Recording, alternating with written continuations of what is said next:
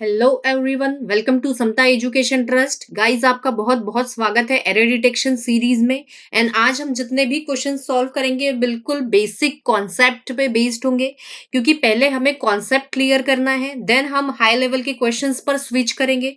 सो बने रहिए मेरे साथ, बहुत ही इंटरेस्टिंग होने वाली है ये एरर डिटेक्शन की सीरीज। सो यहाँ पर देखिए डायरेक्शन है, डायरेक्शन कहती है the sentence has been divided into 5 parts and आपको बताना है कि किस पार्ट में एरर है। एंड अगर सेंटेंस एरर फ्री है सो आपका जो ऑप्शन होगा वो ऑप्शन होगा ऑप्शन नंबर ई। सो यहाँ पर फर्स्ट क्वेश्चन देखते हैं। I am sure about it nobody has lived in that house for 100 years। तो देखिए यहाँ पर इस सेंटेंस में क्या एरर हो सकता है। गाइज मैं फिर से बता रही हूँ कि जितने भी क्वेश्चन सॉल्व कर रहे हैं हमें लास्ट सेशन में जो किए थे एंड इस सेशन में, वो सारे बेसिक कॉन्सेप्ट क्लियर करने के लिए है। जिस तरीके के क्वेश्चन एग्जाम में पूछे जाते हैं हायर लेवल के जो मेंस में, वो हम आने वाले हमारे अपकमिंग जो सेशन है उनमें सॉल्व करने वाले। सो देखिए इस सेंटेंस में क्या एरर हो सकता है।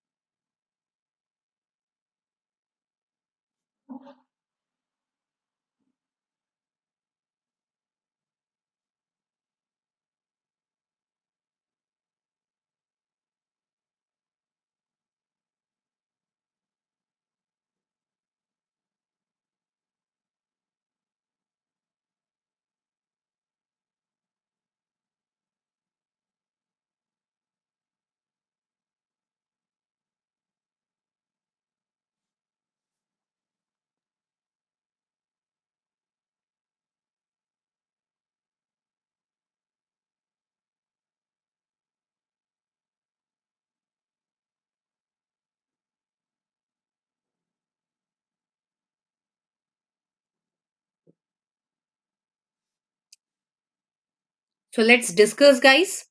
I am sure about it, कि मैं उसके बारे में श्योर हूं, बिल्कुल सही है।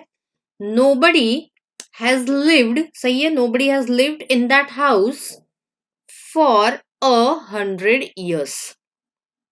सो अगर यहां तक तो सही है, लेकिन अगर आगे सेंटेंस को पढ़ते हैं, in that house for 100 years, and यहां पर हमें फॉर दिख रहा है एंड फॉर के साथ हमें दिख रहा है 100 years, जो कि टाइम है, 100 साल, मतलब कि टाइम हो गया है। और हमने टेंस में पढ़ा था कि जब भी फॉर आएगा या सिंस आएगा, एंड फॉर या सिंस के साथ अगर टाइम आएगा, फॉर या सिंस के साथ अगर टाइम आता है, तो वो जो सेंटेंस होता है वो सेंटेंस होता है परफेक्ट कंटिन्यूअस का। परफेक्ट कंटिन्यूअस का, अब परफेक्ट कंटिन्यूअस प्रेजेंट का भी हो सकता है, पास्ट का भी हो सकता है एंड फ्यूचर का भी हो सकता है। आई रिपीट, जब भी फॉर आता है या सिंस आता है एंड उसके साथ टाइम, जैसे यहां पर आया है फॉर एंड फॉर के साथ ये 100 years क्या है, टाइम है। जैसे मैंने कहा फॉर 20 minutes, इस तरीके से, या मैंने कहा सिंस मंडे, इस तरीके से।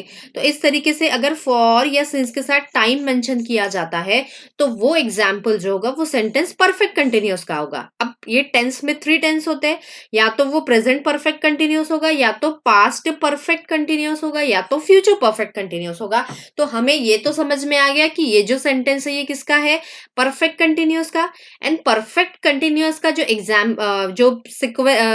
जो भी उसका स्ट्रक्चर होता है वो डिपेंड करता है कि वो पास्ट, प्रेजेंट या फ्यूचर है। सो हम चेक करेंगे। अब यहाँ पर ये फॉर के साथ 100 years आया एंड यहाँ हमने देखा हैज है, एरर जो है ये बी पार्ट में, क्योंकि हैज लिव्ड, हैज के साथ वर्ब का थर्ड फॉर्म, मतलब कि ये जो सेंटेंस हो गया ये तो दिया हुआ है प्रेजेंट परफेक्ट में, लेकिन ये सेंटेंस प्रेजेंट परफेक्ट में नहीं हो सकता। क्यों नहीं हो सकता? क्योंकि फॉर के साथ जब भी टाइम आ जाता है तो वो परफेक्ट कंटिन्यूअस बन जाता है।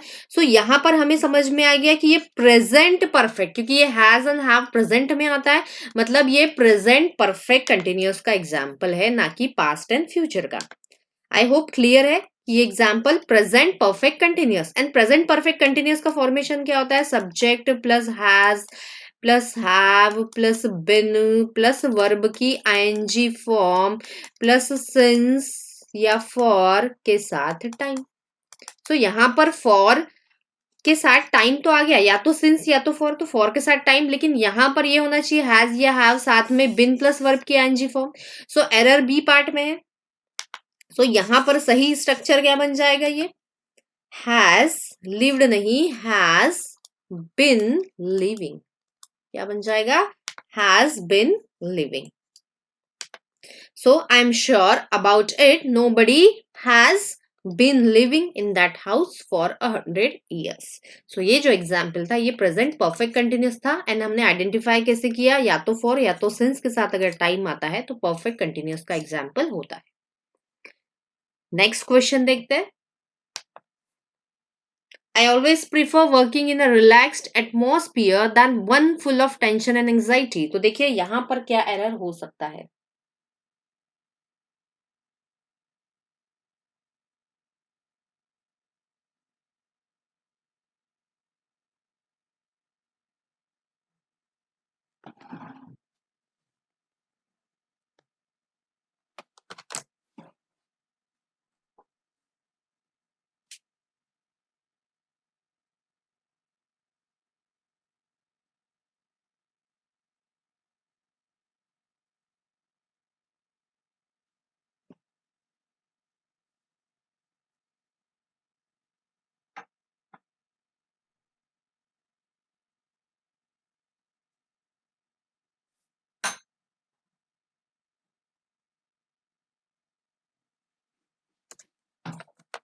So let's check, guys.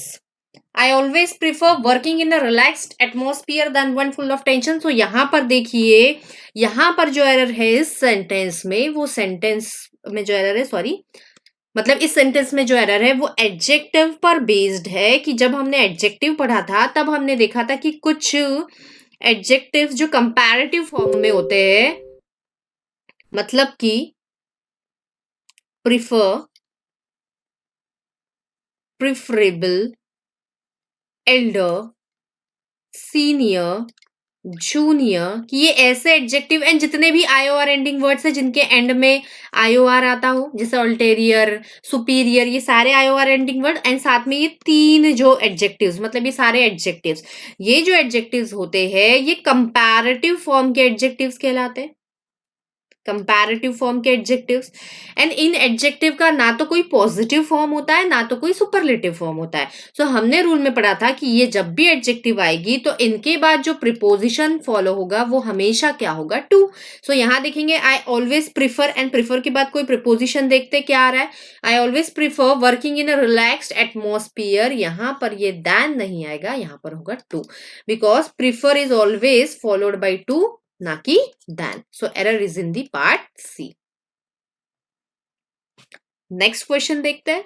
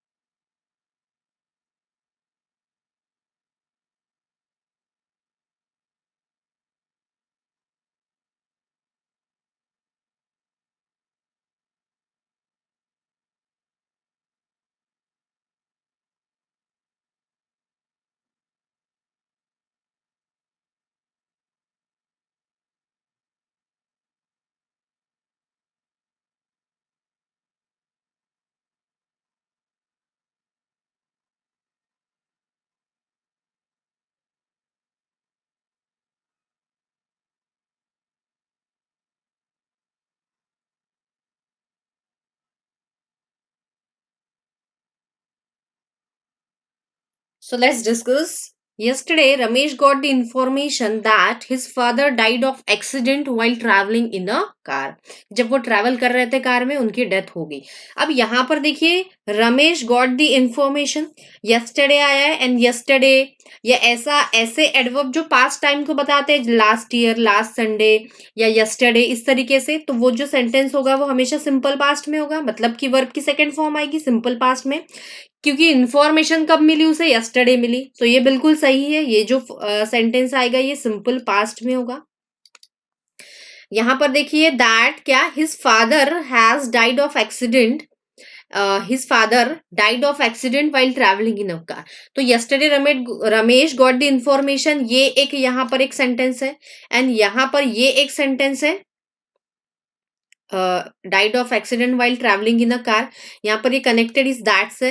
सो यहाँ पर जो है, his father died of accident, यहाँ पर जो डेथ थी ये डेथ पहले हो गई. इंफॉर्मेशन कब मिली, यस्टरडे को इंफॉर्मेशन मिली है, मतलब कि डेथ पहले हो चुकी थी. एंड जो एक्शन पहले हो जाती है उस एक्शन को हम डिनोट करते हैं पास्ट परफेक्ट से. तो यहाँ पर होगा हैड डाइड, कि that his father had died of accident while travelling in a car. So मैंने आपको बहुत इजीली से बताया कि इसे आप एक सेंटेंस कंसीडर करें एंड इसे एक अलग सेंटेंस कंसीडर करना है, कि ये जो एक्शन थी ये कब हुई, यस्टरडे हुई, इसलिए ये सिंपल पास्ट में है. लेकिन ये यस्टरडे से पहले हो गई थी. ये कब हुई थी, बिफोर यस्टरडे हुई, मतलब ये एक्शन पहले हुई. एंड जो पहले एक्शन होती है उसे हम डिनोट करते हैं किससे, पास्ट परफेक्ट से. एंड पास्ट परफेक्ट का फॉर्मेशन क्या होता है, हैड के साथ वर्ब की थर्ड फॉर्म. सो यहाँ पर देखिए हैड है एंड ये जो डाइड है ये वर्ब की थर्ड फॉर्म, क्योंकि पहले डेथ हुई एंड बाद में उसे पता चला. तो जो बाद में हुई वो सिंपल पास्ट में एंड जो पहले हुई वो पास्ट परफेक्ट में. आई होप क्लियर है. नेक्स्ट क्वेश्चन देखते हैं.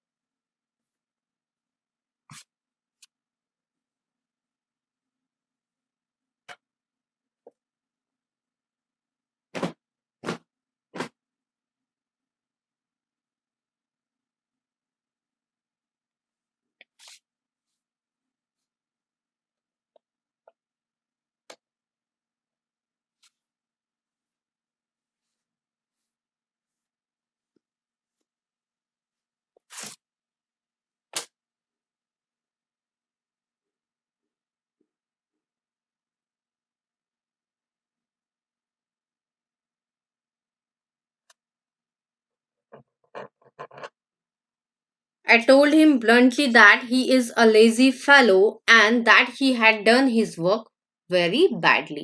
So यहाँ देखते I told him bluntly, कि clearly मैंने उसे बता दिया that he is lazy fellow. अब यहाँ पर अगर देखिए कि मैंने उसे बताया था, यहाँ पर told आया है, मतलब कि ये जो सेंटेंस है ये पास्ट में है ना, कि मैंने उसे बता दिया था कि वो कैसा फेलो है, लेजी फेलो. तो यहाँ पर ये इज नहीं आएगा, वॉज आएगा, क्योंकि जब भी कोई सेंटेंस पास्ट टेंस में होता है तो उसमें जितने भी वर्ब्स होते हैं वो पास्ट में होते हैं. कि मैंने उसे बता दिया था कि वो लेजी फेलो है and that he had done his work very badly. यहाँ पर भी देखिए पास्ट टेंस में ही आया है वर्ब. सो जब भी कोई सेंटेंस पास्ट में होगा तो उसमें जितने भी वर्ब्स होंगे वो सारे कैसे होंगे, पास्ट में. सो यहाँ पर जो एरर है वो बी पार्ट में. नेक्स्ट क्वेश्चन देखते हैं.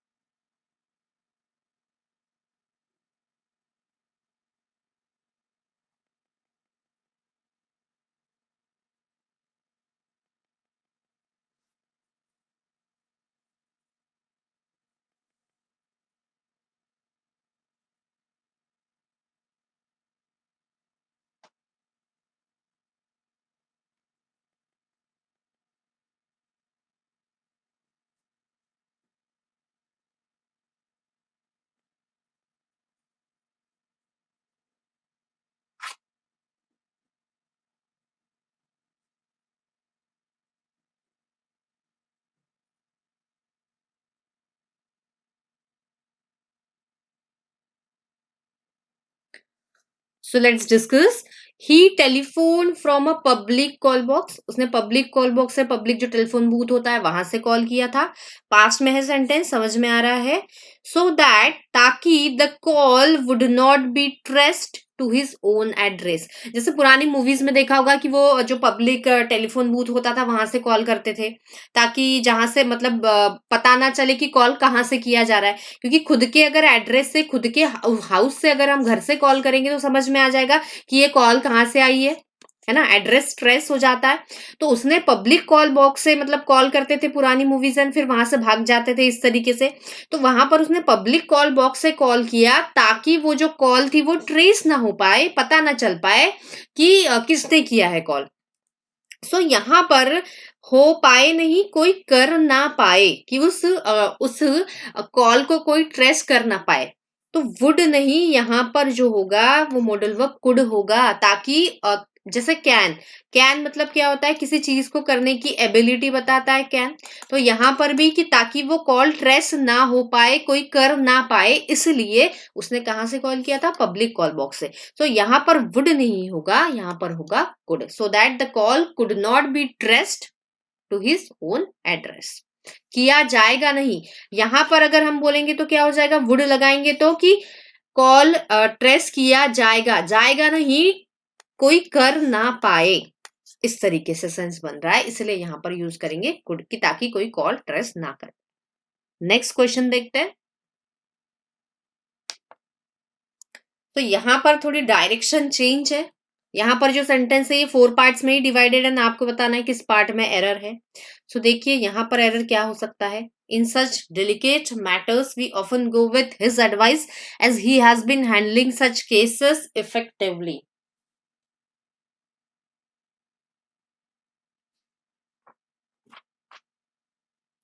सो चेक करते हैं. इन सच डेलिकेट मैटर्स सही है. वी ऑफन गो, हम जाते हैं. विथ हिज एडवाइस, उसके एडवाइस के साथ. विथ हिज एडवाइस बिल्कुल सही है, क्योंकि एज ही हैज बिन, क्योंकि वो हैंडल कर रहा है ऐसे बहुत सारे केसेस को बहुत इफेक्टिवली, अच्छे से हैंडल कर रहा है. सो यहाँ पर कोई भी एरर नहीं लग रहा है, मतलब कि यहाँ जो सही ऑप्शन होगा वो option number D, no error.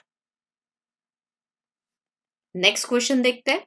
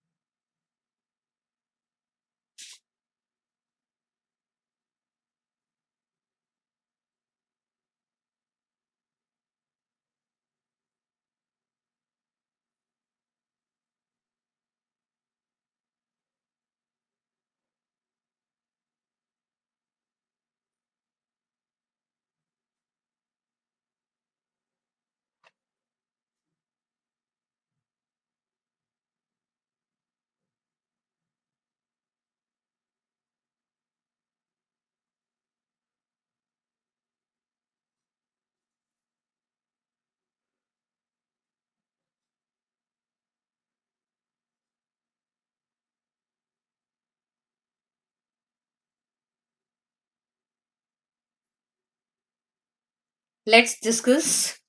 He was so tired that he could not. यहाँ पर जो एरर है फर्स्ट पार्ट में ही लग रहा है, क्योंकि ये जो एक क्लॉज होता है, सो एंड सो के साथ दैट आता है कभी भी टू के साथ दैट का यूज नहीं किया जाता, हमेशा सो के साथ दैट। जब हम किसी चीज का रिजल्ट एक्सप्रेस करते हैं, किसी एक्शन का, जैसे यहाँ पर देखिए he was to tired that he could not cross the street, कि टायर्ड होने के वजह से वो स्ट्रीट क्रॉस नहीं कर पा रहा था।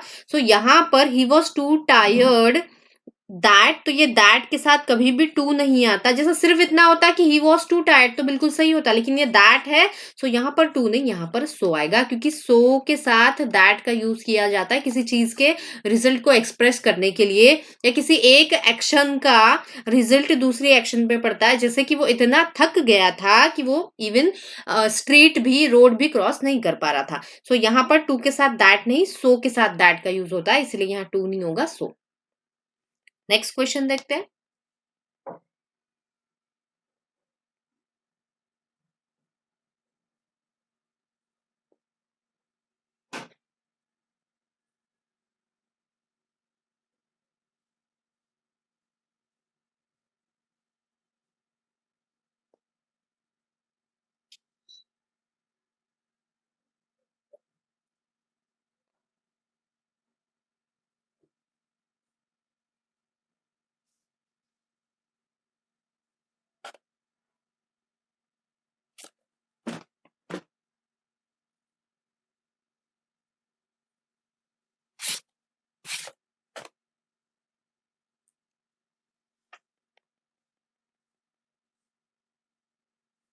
सो यहाँ पर अगर बात करें, my desire to meet the president without prior appointment, मतलब कि मेरा डिजायर है कि मैं प्रेसिडेंट से मिलूं without any appointment. So my desire to नहीं, my desire is to meet the president. So यहाँ जो एरर होगा ये ए पार्ट में होगा।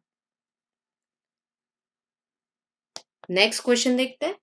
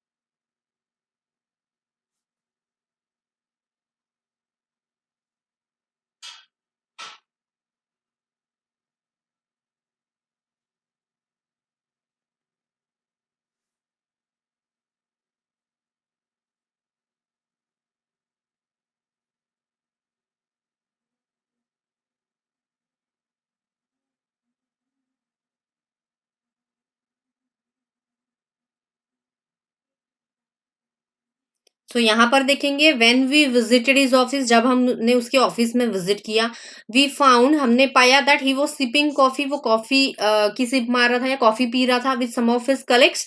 बिल्कुल सही है, कोई एरर नहीं है इस सेंटेंस में। नेक्स्ट क्वेश्चन देखते हैं।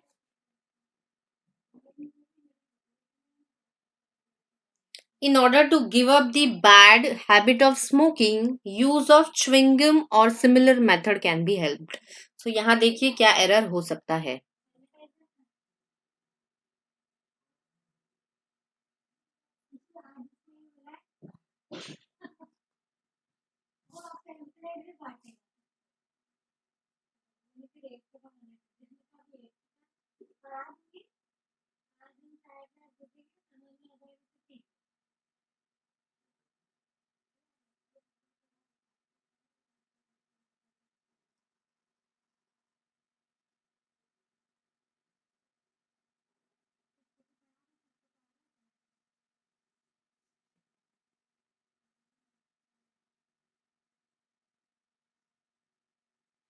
सो अगर यहां पर देखा जाए इस सेंटेंस में, in order to give up the bad habit, सही है, in order to give up the bad habit of smoking, बिल्कुल सही है। यूज ऑफ च्युइंग गम और similar other method can be helped. अब यहां पर ये जो है ये वर्ब हो गया, एंड यहां पर बात की जा रही है कि मेथड कैसी होनी चाहिए, हेल्पफुल। सो यहां पर हेल्प नहीं आएगा, क्या हो जाएगा, हेल्पफुल, क्योंकि इस मेथड, मेथड एक नाउन है, एंड मेथड कैसी होनी चाहिए, हेल्प नहीं या वर्ब नहीं, यहां हमें एडजेक्टिव फॉर्म मिल चाहिए, क्योंकि यहां पर ये मेथड एक नाउन है, एंड मेथड कैसी, अदर मेथड कैसी होनी चाहिए, हेल्प्ड नहीं, क्योंकि नाउन के बारे में जो बताएगा वो क्या होगा, एडजेक्टिव होगा, ना कि वर्ब। एंड हेल्प्ड, यहां देख पा रहे हो हेल्प का पास्ट टेंस है ये हेल्प, एंड किसी भी चीज का, किसी भी वर्ड का पास्ट आ रहा है मतलब कि वो वर्ब है, वो एक्शन वर्ड है। तो यहाँ हमें वर्ब नहीं, वहां एडजेक्टिव चाहिए कि ऐसा वर्ड जो नाउन के बारे में बताए। तो मेथड कैसी हो सकती है, हेल्पफुल, ना कि हेल्प्ड। नेक्स्ट क्वेश्चन देखते हैं। His obviously reluctance was viewed seriously by his superiors and he was suspended। तो यहाँ देखिए एरर क्या हो सकता है।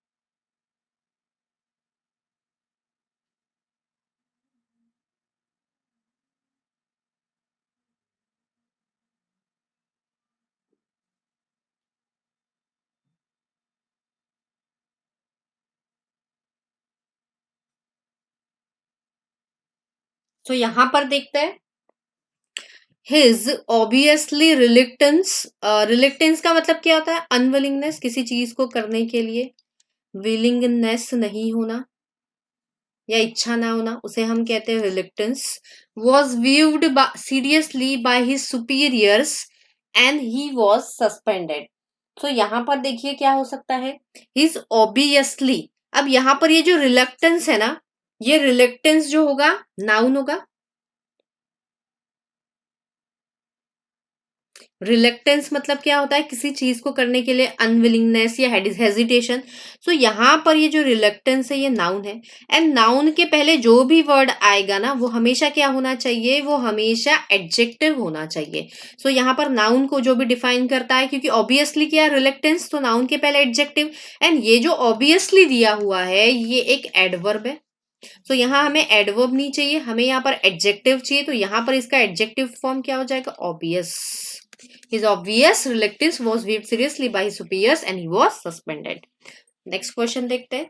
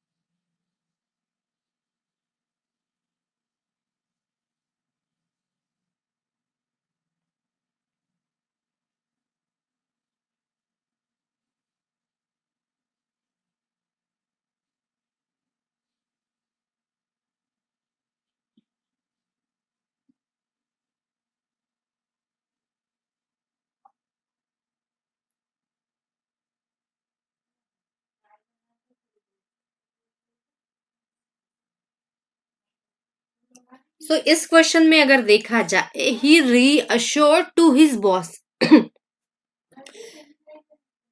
That he had no plans to leave the company. अब रीअश्योर करना मतलब ही होता है किसी को कुछ बताना या फिर से एश्योर करना। सो यहाँ पर ये टू की बिल्कुल जरूरत नहीं है। ही रीअश्योर्ड हिज बॉस, कि उसने अपने बॉस को रीअश्योर किया, यहाँ पर टू की जरूरत नहीं है क्योंकि रीअश्योर मतलब ही किसी को रीअश्योर करना। सो ये जो प्रिपोजिशन यहाँ पर बिल्कुल नहीं आएगा, एरर जो होगा ऑप्शन नंबर ए में ही होगा। नेक्स्ट क्वेश्चन देखते हैं।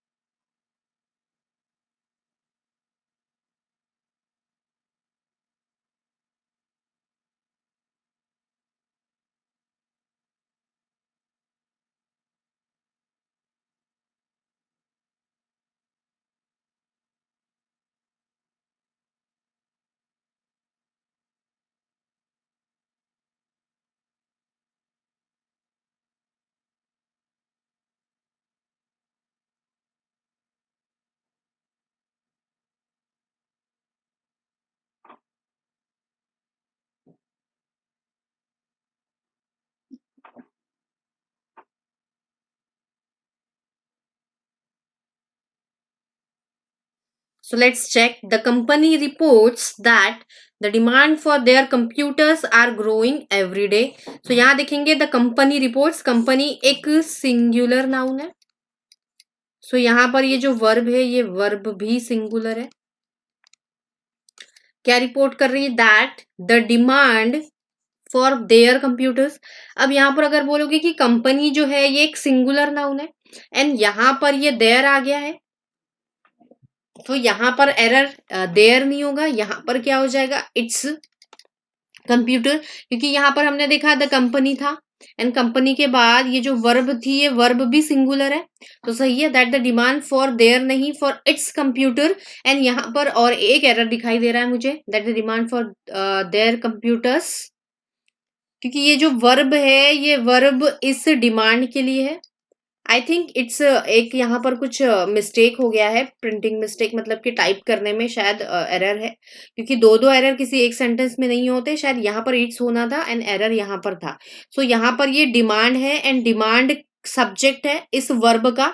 सो डिमांड एक सिंगुलर सब्जेक्ट है, तो यहाँ पर जो वर्ब होगी वो इज ग्रोइंग एवरीडे। यहाँ पर ये कंप्यूटर्स के लिए ये आर का यूज बिल्कुल नहीं किया गया है, ये डिमांड की बात कर रहा है कि क्या ग्रो कर रही है? डिमांड। सो डिमांड एक सिंगुलर सब्जेक्ट है तो वर्ब भी सिंगुलर। एंड दूसरा यहाँ पर ये कंपनी सिंगुलर थी, इसलिए यहाँ वर्ब भी कैसा आया? सिंगुलर आया। एंड यहाँ पर भी ये जो आएगा प्रोनाउन ये भी कैसा आएगा? सिंगुलर। नेक्स्ट क्वेश्चन देखते हैं।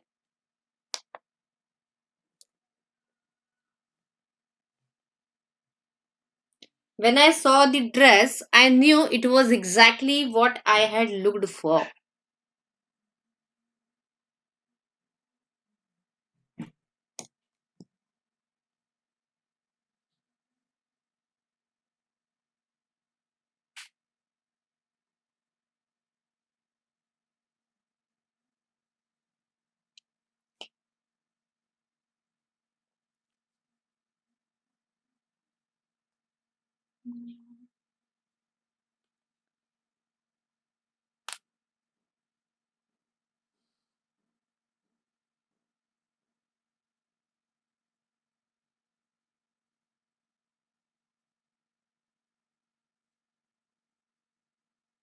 अगर यहां पर बात करें इस सेंटेंस में, when I saw the dress, बिल्कुल है कि जब मैंने उस ड्रेस को देखा।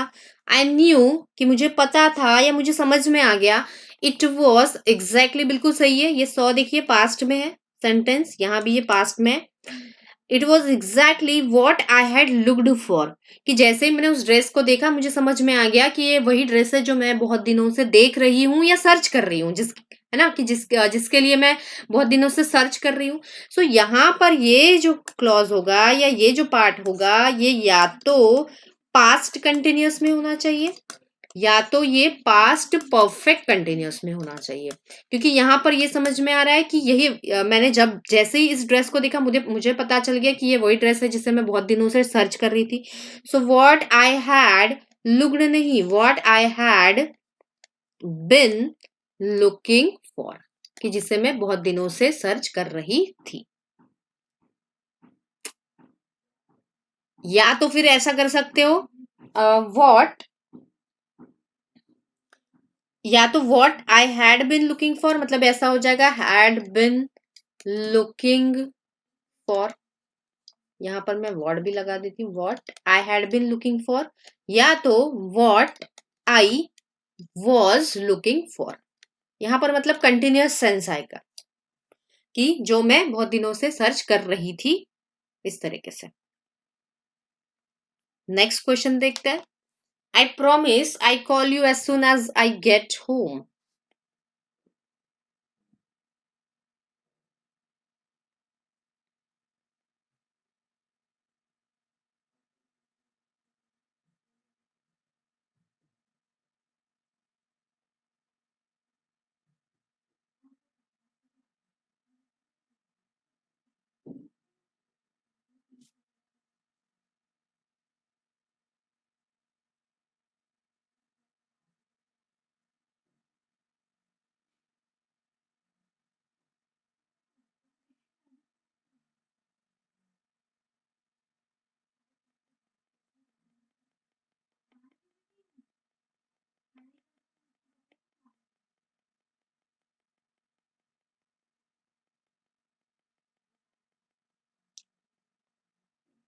सो यहां पर अगर इस सेंटेंस में देखा जाए, I promise I call you as soon as I get home, tense में हमने एक रूल पढ़ा था कि जब भी दो सेंटेंस कनेक्ट होते हैं किसी कंडीशनल वर्ड से, जैसे कि ये कंडीशनल वर्ड है ना, कि आई प्रॉमिस मैं कॉल करूंगी आपको जैसे ही मैं घर पहुंच मतलब जैसे ही मैं घर पहुंचूंगी मैं आपको घर पहुंचकर कॉल करूंगी। तो यहाँ पर ये जो एज सुन एज है ये कंडीशन लगा दे रहा है, और जब भी दो सेंटेंस कनेक्ट होते हैं कंडीशनल वर्ड से, तब एक सेंटेंस अगर फ्यूचर में होता है, एक सेंटेंस अगर फ्यूचर टेंस में होगा, तो कंडीशनल वर्ड, कंडीशनल वर्ड के साथ जो सेंटेंस आएगा वो हमेशा किस में होना चाहिए, सिंपल प्रेजेंट में। ये हमने टेंस में देखा था रूल कि जब भी कोई दो सेंटेंस कनेक्ट होंगे कंडीशनल वर्ड से, अब कंडीशनल वर्ड जैसे यहां पर आपने देखा एज सुन एज, या टिल, या अनटिल, या अनलेस, ये जहां पर भी लगते हैं कंडीशन लगा देते हैं, है ना। तो यहाँ पर जब भी दो सेंटेंस कनेक्ट होंगे कंडीशनल वर्ड से, तो एक अगर फ्यूचर टेंस में होगा तो दूसरा सिंपल प्रेजेंट में होना चाहिए।